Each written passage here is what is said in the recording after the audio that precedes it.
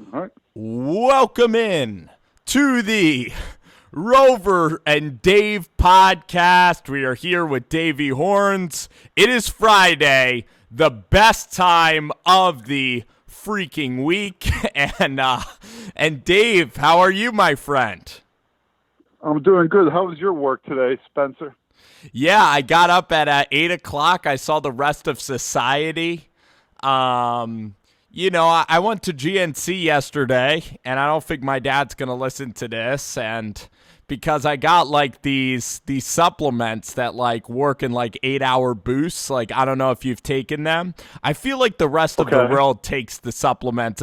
It's kind of weight loss, but at the same time, it gives you energy, aka it gives your brain some hyperactivity. So it's working decently. It's working well so far today. And last night I was able to get to bed early. I was probably really depressed yesterday because I don't know if you've heard. Yeah, you've heard. My flag football team ditched me. They couldn't take being around me. Well, it's okay, Spencer. You know, some people are losers, like your flag football team. I hope every last one of them are listening right now. I'm sure none of them are. And some people are winners. You know, winners will show up in adversity. Even while it is a losing cause, you will stick with the process. Kind of like the Miami Dolphins, you know. They stuck with the process. They almost won a game on Sunday. We know they're not very good, but guess what? They're not. They're not quitters. And that's what you want. That's right. Well, they're also getting paid millions of dollars. But they're still not quitters. I'm not a quitter. On their paycheck. I'm not a quitter, and put it this way, I mean, they would have showed up if they would be listening to this podcast because our listeners are not quitters. They're still listening to us after all of these days. And you know what? We love our listeners. So, Dave, like, I could talk about my flag football, for 2 hours. I mean, I had to play with another team, and there was no way that I was going to have a prominent role. We play on this wide field, so I was like the X receiver, but I'd be like DK Metcalf minus 7 inches and minus a 4.3 vertical, so I'd only catch like these 2-yard hitches when they'd play off of me. You know what I mean? So that was the role that I played yesterday. You played your role, and sometimes that's what it's all about, is playing your role. I think that's what life is about. Sometimes, most of the time. Let's see how we sound on here. I think that's what life. We sound good. Sound good. So, Dave, this is the NFL podcast. We're also doing college football where we can really nerd out on obscure quarterback play in college football. But I think before we begin our picks, I mean, Joe Flacco. I took Denver. I was feeling good about Denver. That line kept moving down, and I really haven't watched that much Joe Flacco, and he and Noah Fant had about the roughest night you could have on social media or on a football field. I mean, Joe Flacco, there's a reason why Lamar Jackson took over for him last year. Maybe we didn't all see it at the time because probably none of us, including myself or you, watched the Ravens on a week-in, week-out basis. You know, when you get taken over for a guy like Lamar Jackson, especially last year was not a good quarterback at all. This year he's vastly improved and still has many shortcomings. You know, it's a telltale sign that you're kind of losing it. Just to be fair, you know. And you know, last night he got exposed. I mean, I think the Chiefs defense, especially once they knew that what's his name was out for the game, Mahomes, they kind of locked in and said, you know, we've got to win the game on our back. But, you know, Flacco's old. He can't move in the pocket. You know, he's very much that Eli Manning, Matt Ryan mold, you know. Yeah. Where if it's not a clean pocket, it's just a real struggle for him. I mean, I don't know what else to say about it. It's pretty simple for him. Yeah, and there's no running game. And he could throw in a vacuum, but he's not even that good of a – he's not even that accurate, and he just doesn't process at all. You know, he can't process quickly either. That's one thing about him, and it's so disappointing because back when Flacco won the Super Bowl, he just seemed to be – he always has been a good playoff performer, but he has trouble like with leadership skills of rallying teammates. He has trouble like at an organization. It seems like his mind is not really in the game, and he's just so up and down, and he rarely like calls out teammates or speaks to the media, and I guess that can be endearing. But at the same time, it just seems like Flacco's like a buoy in the ocean that's kind of just like floating either one way or the other. And I feel like the guy is a blessed thrower of the football. And I thought that Denver would be this rebirth, but also, I mean, I know we have to get to our other picks, but like Vic Fangio just seems old. He seems like he doesn't, care about the offensive side of the ball. And it's really a shame because their defense like is good. And I think that everybody wants to pile on John Elway. But like John Elway, I still think is an all right GM. It's just because everybody knows him, because he's played quarterback and because he's messed up at that position.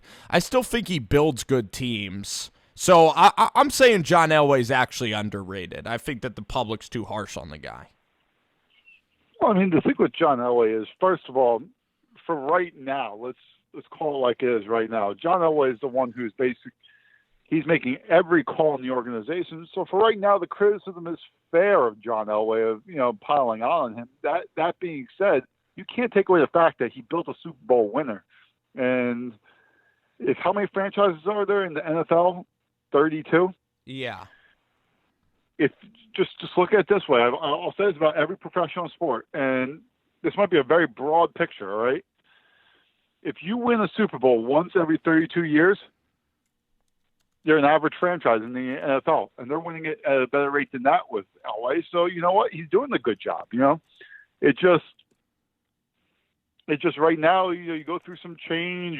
Peyton Manning, that change, and then with Kubiak and all that stuff, it's not easy to find the right formula all the time right away. And also, I don't think that Vic Fangio is necessarily the problem. You can point to things.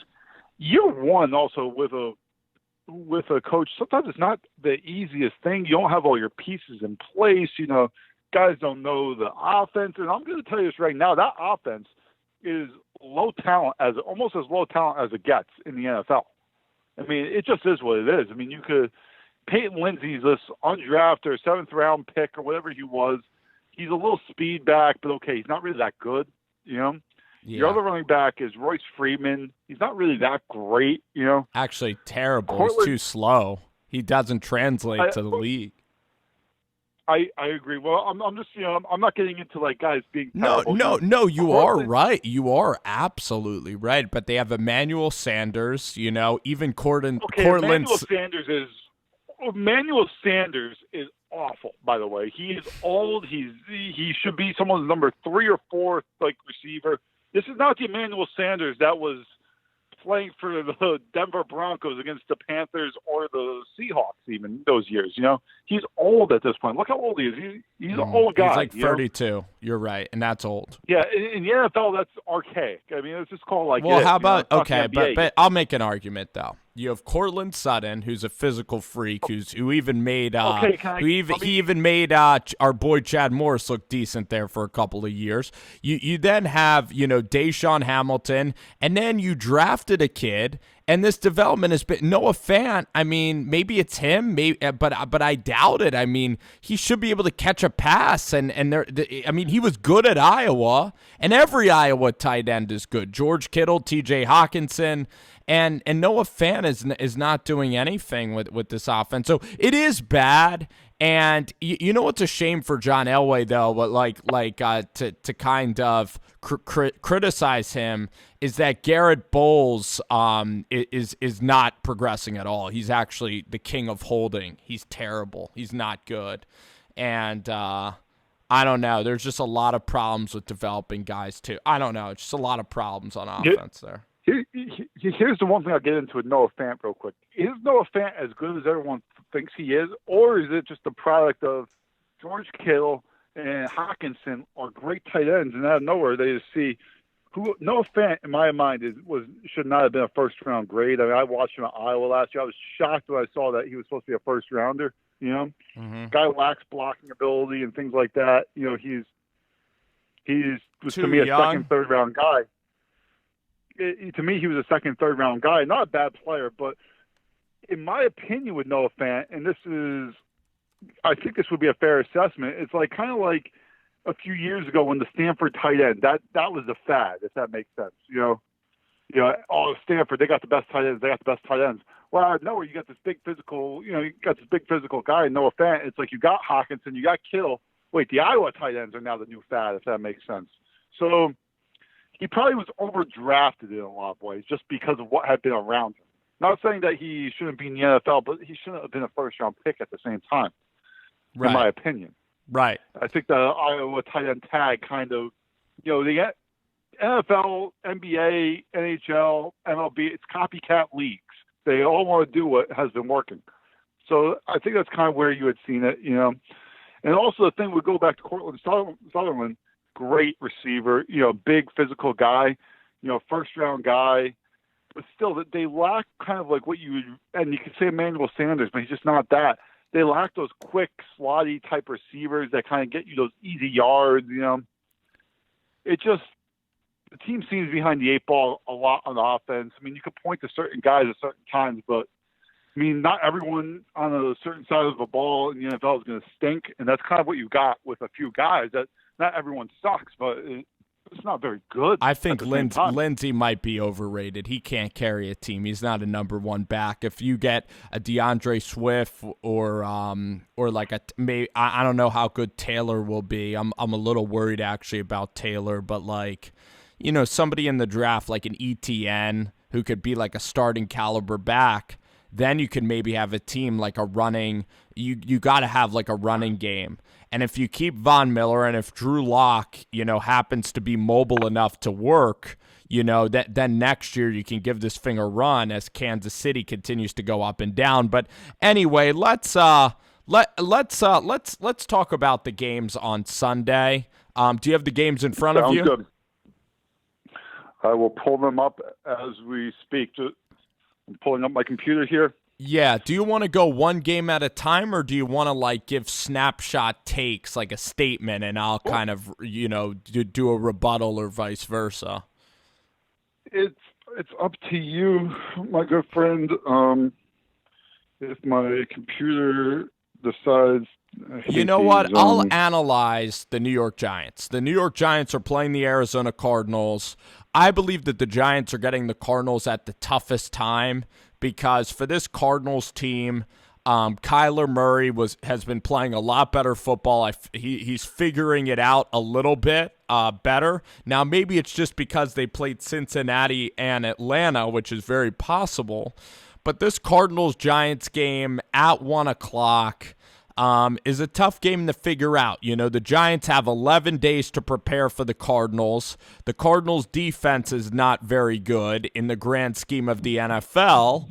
And this is going to be quite an interesting game between Kyler Murray and Daniel Jones in these offenses. And I really do think it's a must-win for Pat Shurmur, maybe with his whole I think it's pretty close to a must-win for the Shurmur era because right now the Giants are sitting at 2-4. If they lose this game, they're going to go to 2-5. Then they play the Detroit Lions, and I already checked. The Lions are a touchdown and a half favorite next week over the New York Giants. You can get that line early. So I think the Cardinals have a great chance at beating the Giants. I think Kyler Murray's playing really well. I think that if the Cardinals can somehow get a pass rush, the Cardinals' morale couldn't be any higher. Like the fact that these guys just won a couple of games, so they're going in feeling great. Like I expect a nice performance from the Cardinals against a Giants secondary that hasn't been good all year. And I think Kyler Murray, the Giants don't fare well at the linebacker position. So I really think David Johnson and Kyler are going to be able to get on the edge, and it's going to be kind of a shootout. And I think the Cardinals have a great chance of coming out and winning this game Sunday. I really do. I'm not going to sit here and argue and say that the Cardinals can't win. I think this is a great situation for the Giants in this sense.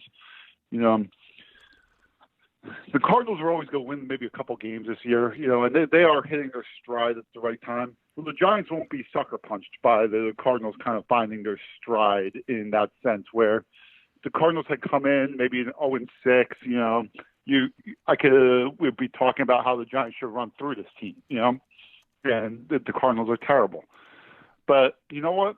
The Giants will not get they're not going to get sucker punched this week coming in knowing that this team is capable. They've won a couple games, in a row.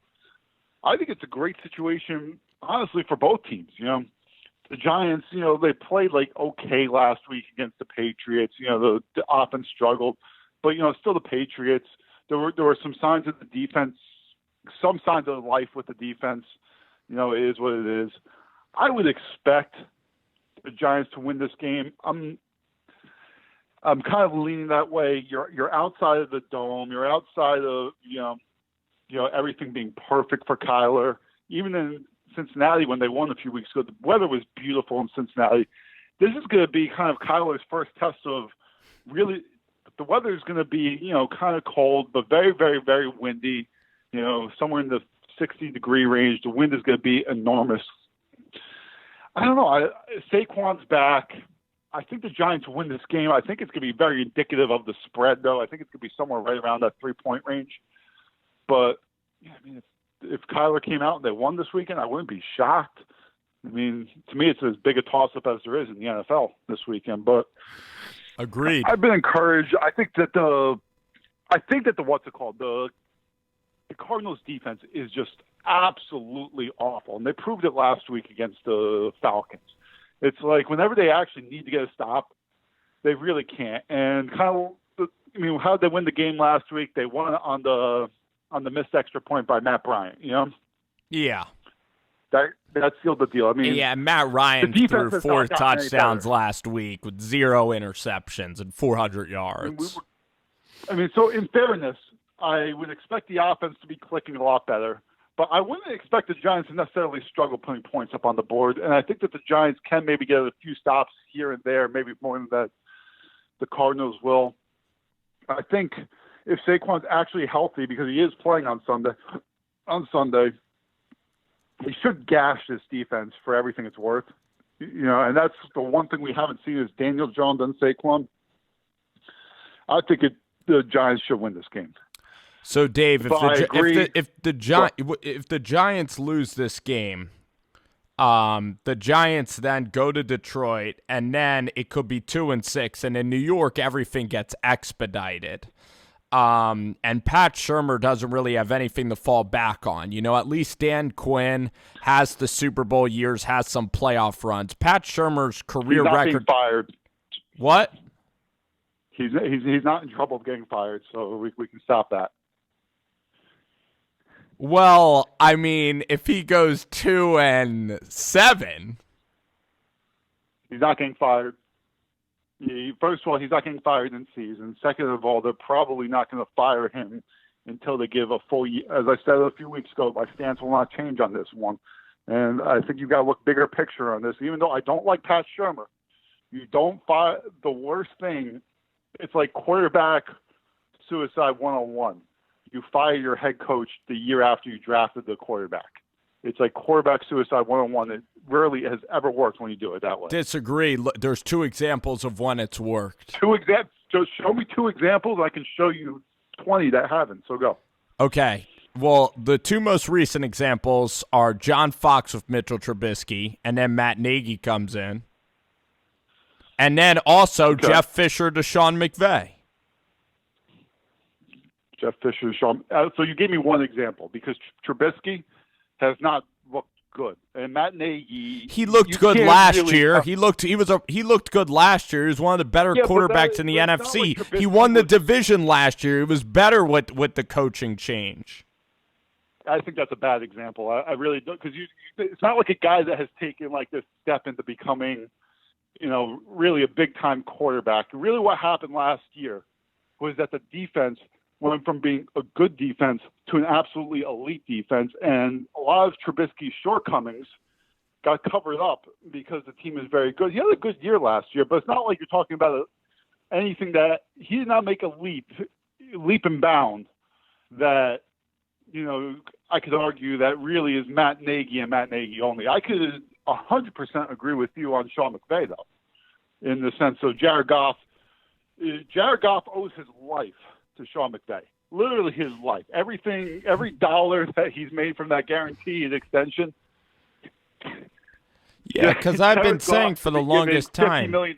He's not a talent. He has small hands. He has zero mobility. He's not a good thrower of the ball. I've been saying it for a long time, and last year he proved me wrong. I said Jared Goff was terrible for the longest amount of time. I even said, like, Luis Perez is going to beat out Jared Goff. Like, I made those videos last year. It's just funny that I think people, too, they're jumping off quarterbacks like faster than they've ever have before. So like with Jared Goff, he's had a couple of bad games, and I think it's so in vogue to insult Jared Goff right now. Same with Jameis and all these other guys. I just think people put the hook on quarterbacks so quickly in today's day and age. We even did it with Kyler Murray. But anyway, you're right about Sean McVay. The thing I see with Daniel Jones is that I don't think there's much room to grow in the Shermer offense. I'm not sold on the Shermer offense. I don't disagree. I just think that there's so many excuses that can be and will be made for the reasons why it didn't work this year. I mean, you're going to be able to point to certain things, and then.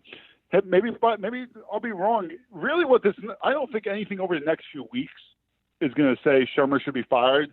It's going to come down to week, 16, 17. If the team looks like it's quit on him, then, Shermer can survive a 4-12 season. He can. What it's going to have to come down to is, does the team look like they're still playing for him? If that makes more sense, I'm telling you, he'll survive that. He won't survive the fact if the team looks like they've quit on him. That he will not survive.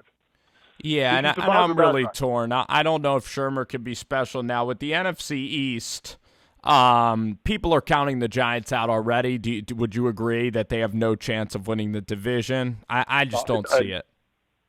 Okay, here's what I'm going to say. It's the NFL is what I would call the luckiest league in all of sports. And what I mean by that is that the most bizarre shit can happen in a 16-game season.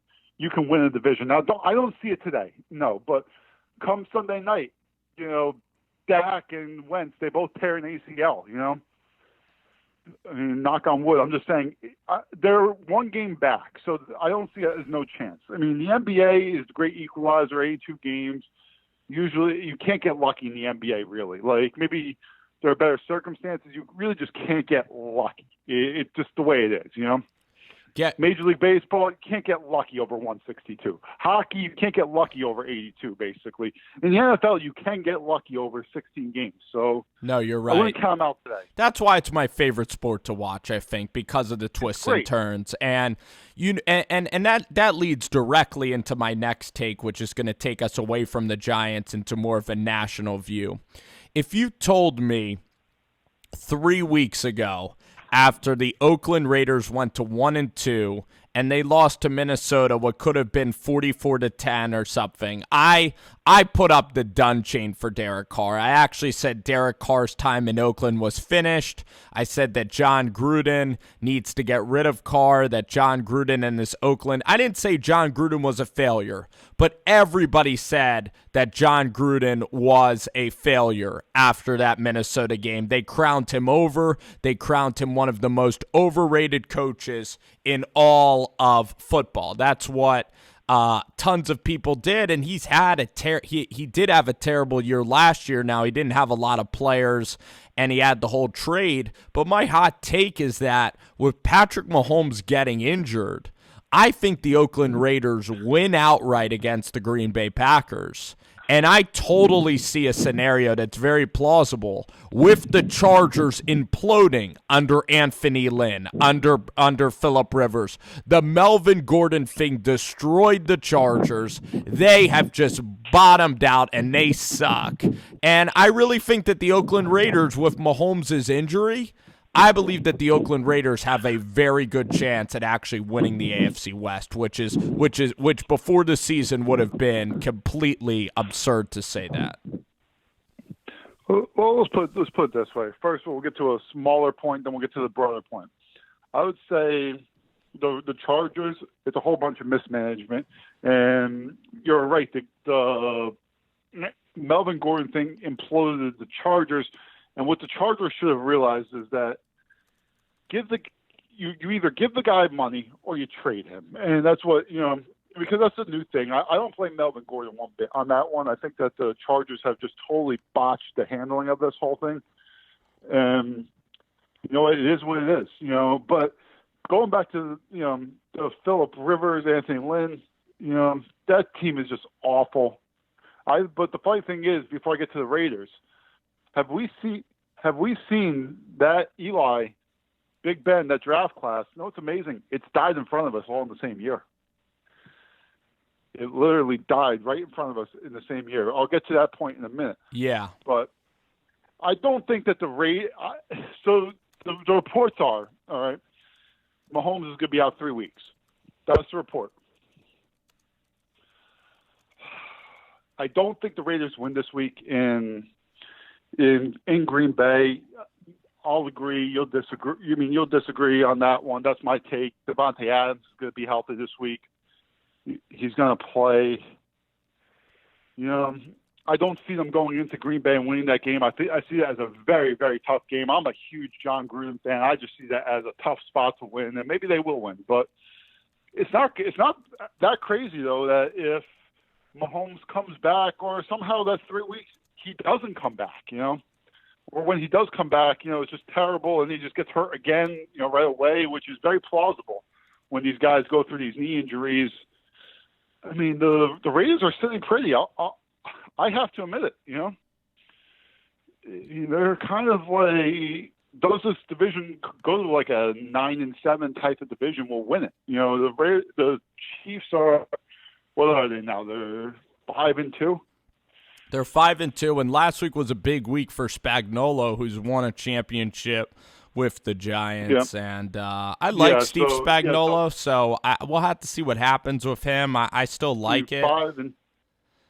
5-2. You start looking at the rest of the record. If Mahomes comes back in 3 weeks, then I think the Chiefs actually are going to win because they're going to own the head-to-head battle with Oakland. And if the Chiefs come back, it's going to be hard if Mahomes is back in 3 weeks. I'm going to be honest with you, and doesn't miss any time from there. It's almost going to be impossible. Maybe Oakland can get a wild card at 10-6. I'm trying to look at. I'm trying to pull up the record, not the record, their schedule from here on out. Oakland. Yeah, let's look at the Raiders, and then after we analyze the Raiders, we'll do some rapid fire picks for Sunday. So the Raiders play the Lions. That's going to be a toss-up. The Texans is a tough game.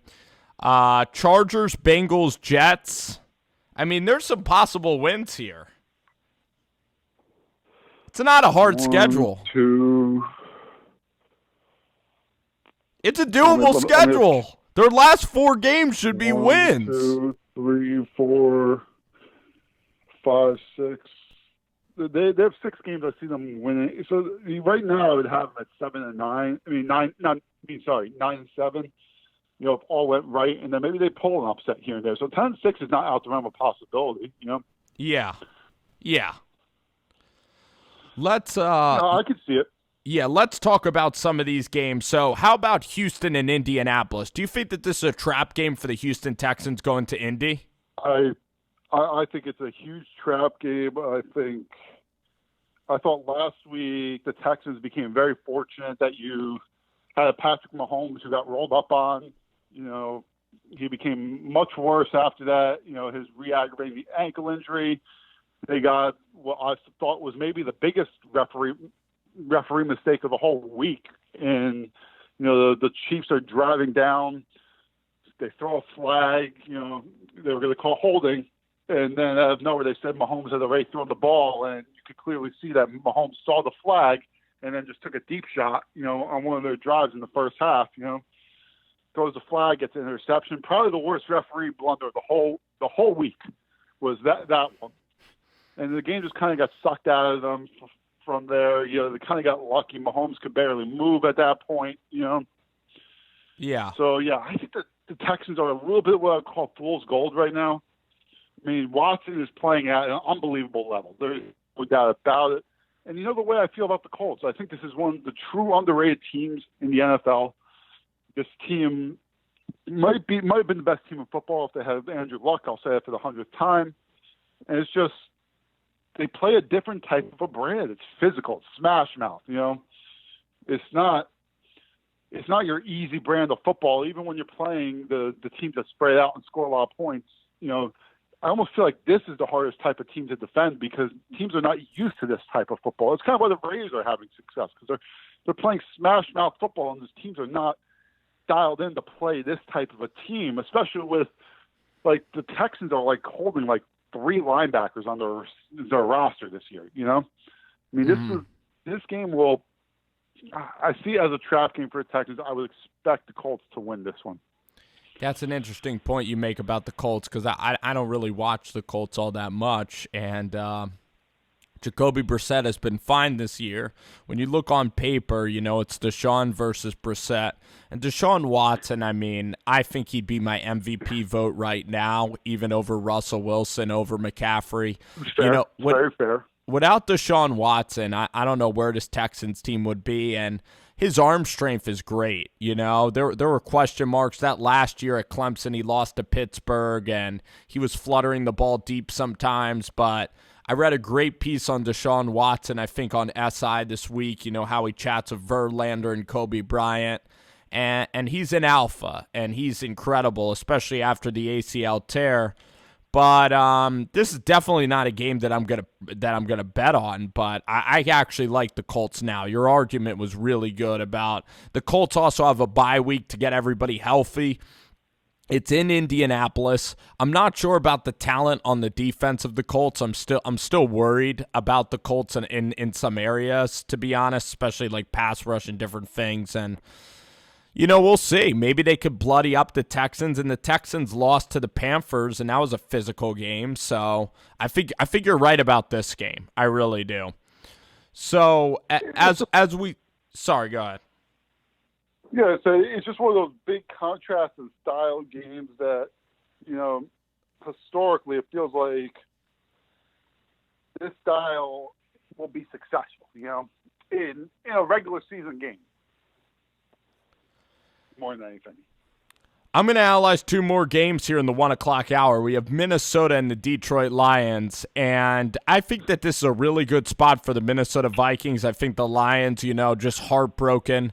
They could have had a division lead, and now they're sitting way back in the pack. I think the Vikings take advantage of it. This line has moved like 3 points in the past day. It's been crazy line movement to Minnesota's side, and I love the momentum that Minnesota's going in with. Kirk Cousins playing really well. The Lions, just their pass rush isn't that good, and it's going to be a close game. I see Minnesota winning the game.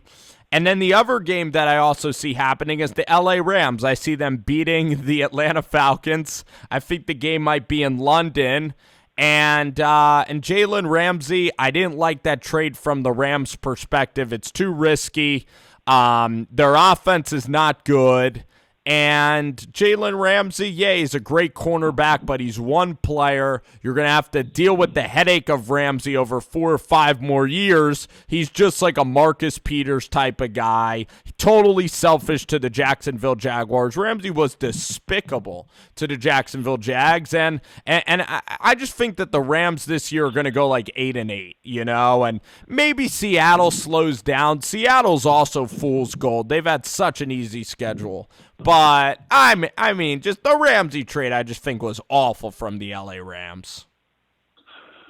I mean, I would agree. You gave a ton. I mean, and really more than just the first-round picks and what they could be. You gave up contract control on good players. Potentially, for a guy, you have to pay a ton of money right away. So it's just going to eat away at your cap, right? He's going to be the highest-paid defensive back in all of football. We know that.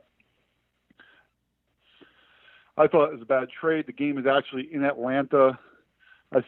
I would agree. I think the Rams will win this game, but I mean, it is what it is. Falcons just aren't very good. Yeah, the Falcons aren't good. Let's go through. Give some rapid fire picks before we get to before we get to the Eagles, and then we'll analyze Jets and Patriots. All right, so let's see. What's the first game here on the board? Going to take the Jaguars, and would definitely expect them to beat the Bengals.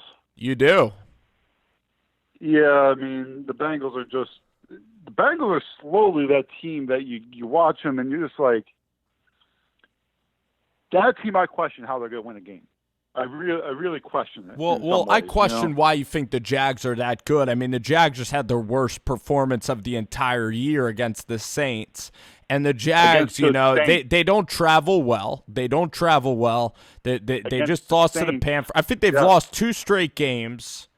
And guess what? The Bengals are going to win this game outright. They may. I mean, I just don't.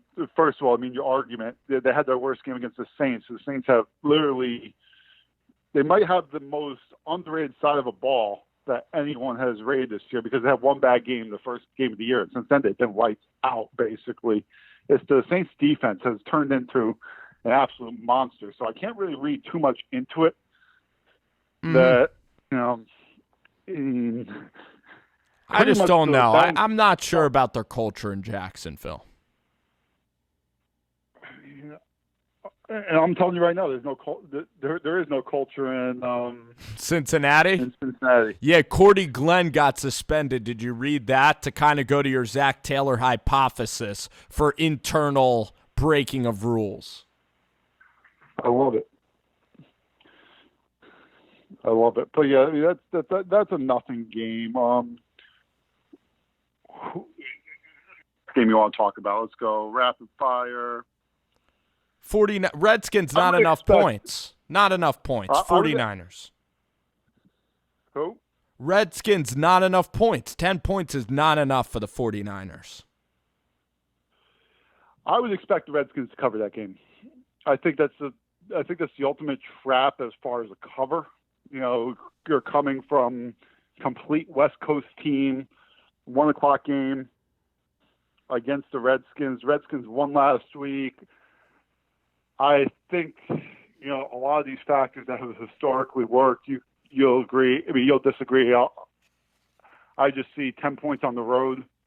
I see it as a lot more than anything. Is that your favorite one? That's your favorite one? No. That's not my favorite one, but it's just historically, I would never take that game, and I would take. Well, but guess what? The Redskins aren't going to score against that defense at all. You don't know that. Redskins, what's it called? The 49ers possibly, they come out, they might be sleepwalking, for the first, quarter and a half, and then they turn it up in the second half. I've bet on these games 1,000 times, and that's what seems what happens with these West Coast teams. They'll maybe make some uncharacteristic mistakes, and then that's why I could never see myself betting it. Sure. Okay. No, I get that point. Well, the next game that I actually really, really like, the game I will be betting on, it's the Miami Dolphins versus the Buffalo Bills. I think 17 points is just a lunacy number for the Buffalo Bills. I mean, I know we got a lot of Buffalo Bill fans up here. The thing about that game is, I love the Bills in so many different spots. I would not love the Bills in a game that they're supposed to just beat the heck out of a team. They don't seem to me to be that team that can just pile on at any point on the team. And the fact that Fitzpatrick looked good last week, he was able to move the ball. He'll be starting. Rosen's terrible. I think that this team will be able to score some. And just 17 points is just, to me, just absolutely a huge number. I think it's crazy. I just don't see the Bills as that type of a team that's just going to keep on piling it on. I actually like the Bills in this game because I just think that the defense of Buffalo's off of a bye week. This is the game where Josh Allen's going to flex on his haters. And last year, the Dolphins came to town and Buffalo destroyed them. And I think that there's a lot of internal agony. And I think Rosen is actually better than Fitzpatrick. And Fitzy's going to throw a lot of interceptions. And Josh Rosen, I mean, he's completely done now, like with the benching of Josh Rosen. It's almost a perfect way to tank is to not allow the guy to develop at all. Like they're kind of holding him hostage. And I think his career is probably gonna be over soon unless he gets a break. He's gonna have to get an injury to really come into play. I don't know where he would go next year, whether it's Miami or somewhere else. And he's that classic pocket passer. I think he's actually I think he's a good player. I understand it though. When you're in Miami, when you're in Arizona with those offensive lines in those situations, it's completely plausible that he would not play well. So I still think he's a good player, though. I mean, I think the thing that has hurt Josh Rosen, especially in this situation, is just Fitzpatrick, when he's played, just looked better than him. So we can make all the excuses. Fitzpatrick hasn't looked very good himself, but it's almost as if Rosen needs it to be perfect to even look like a competent quarterback in any way, shape, or form. And he misses throw after throw. I mean, I saw the highlight, a couple of weeks ago against, maybe it was the Patriots or whoever the heck they were playing. And he's just missing open throws. And some of it just goes to being a bad football player or bad mechanics, whatever it is, no confidence. And Rosen's one of these guys, if it all needs to be perfect, well, he's probably not going to get into that situation ever where it's all going to be perfect. So he's got to step up a little bit at some point, Yeah, and you would have thought like after UCLA that the guy would take a leap, but it might just be a guy who looks like he can throw mechanically, and he actually just isn't that great. We'll talk a little bit about this move out of Tennessee. I think that Tannehill is actually terrible. Well, that's not a hot take. Mariota I guess it's just he doesn't have the arm strength to really be successful. I mean, his offensive coordinator is certainly terrible, but the guy just doesn't have any arm strength, and I think that that's the problem with Marcus is that he's just not talented as a quarterback, and that's as blunt as I can put it for Marcus Mariota's career. Yeah, I mean, I 100% agree. I mean, the one thing in Mariota's defense, even though I agree with the arm strength, it's what you alluded to. It's the offense coordinator. The things you read is that he is in the most unfriendly system for any quarterback in all the NFL.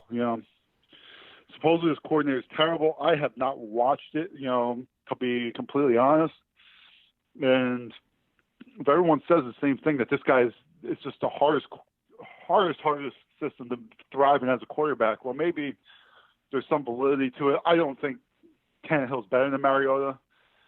So I think Vrabel is going to be fired after this year, but John Robinson is friends with Vrabel.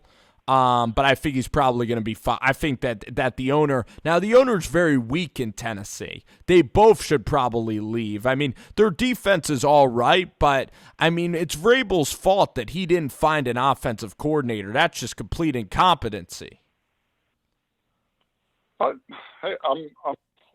not disagreeing. I think Vrabel will be gone. I think he's a terrible coach. I think he's just one of these guys who, it's kind of everybody wants the next Bill Belichick, and people thought it might be him, and he obviously just isn't it.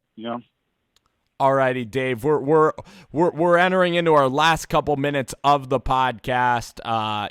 With the NFL. We got. Let's just go to what our viewers want. We got Jets and Patriots on Monday Night Football. Do the Jets and Sam Darnold, do they have an opportunity to have this be a close game in the fourth quarter against the New England Patriots?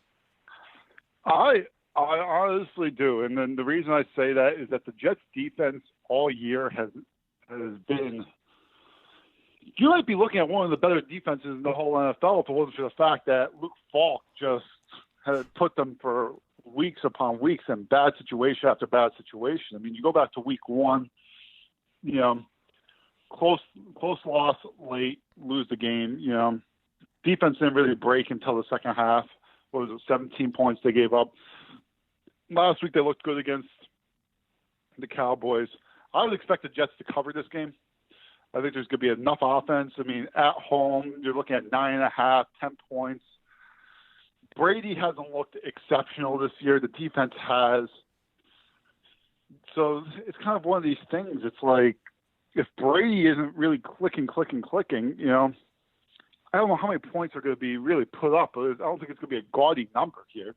I think Darnold will be able to score something against the Patriots at some point, whether it's even if it's just putting together a few field goal drives here and there. I would expect the Jets to cover this game and keep it decently close.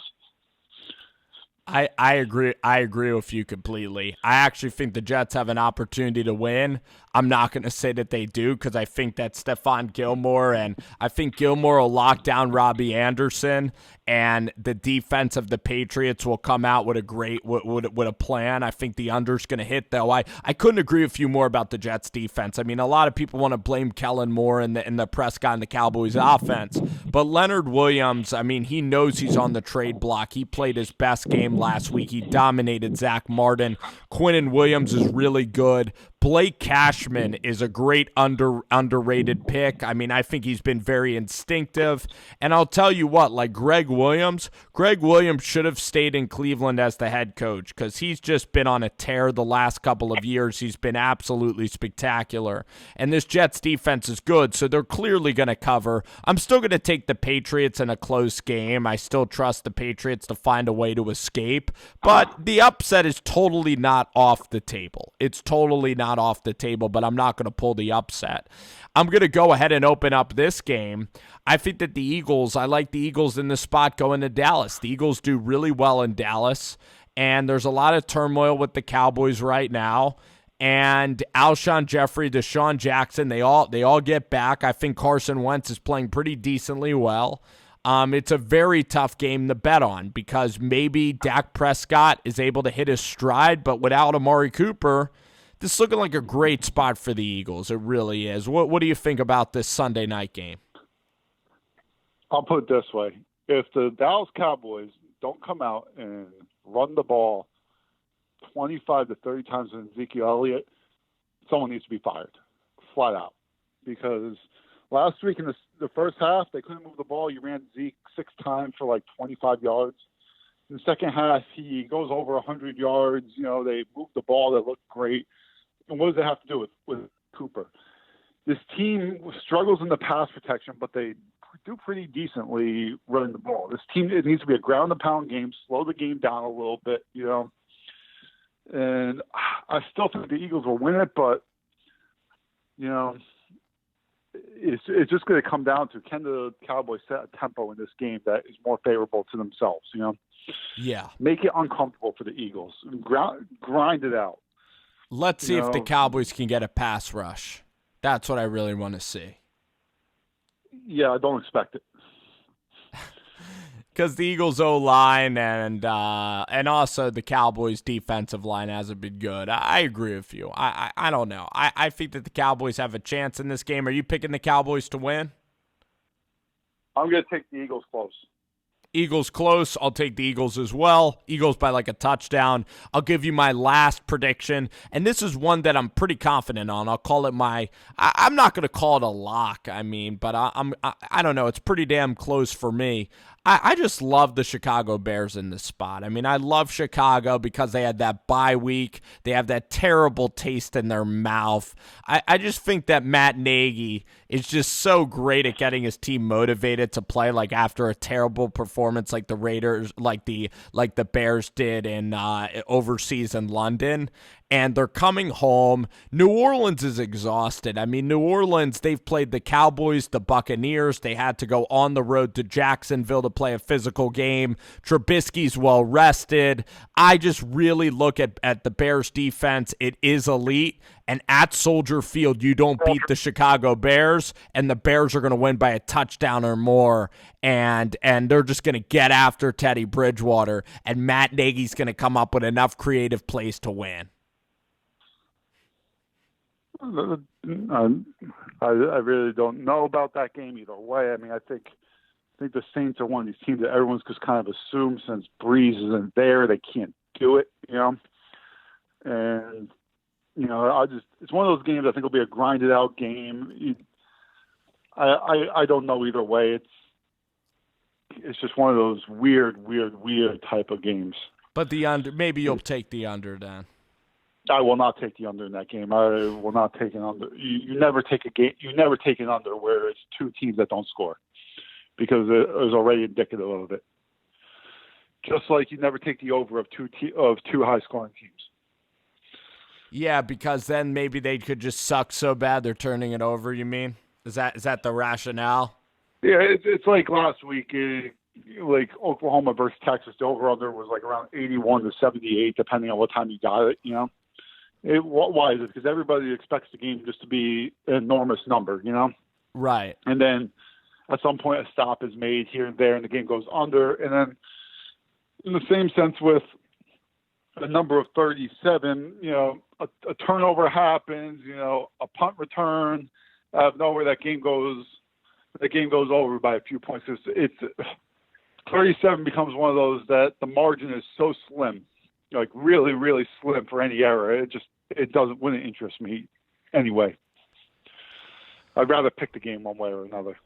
All right, there you have it. So, Dave, I'll go with my so I'll pick my 5, and then you'll pick your 5, and then we're gonna go over and record a college football podcast right now. So my 5, I'm gonna go with 49ers Buffalo. So I'm going with the big teams over the little guy. I'm gonna take the Chicago Bears. I will take the Philadelphia Eagles.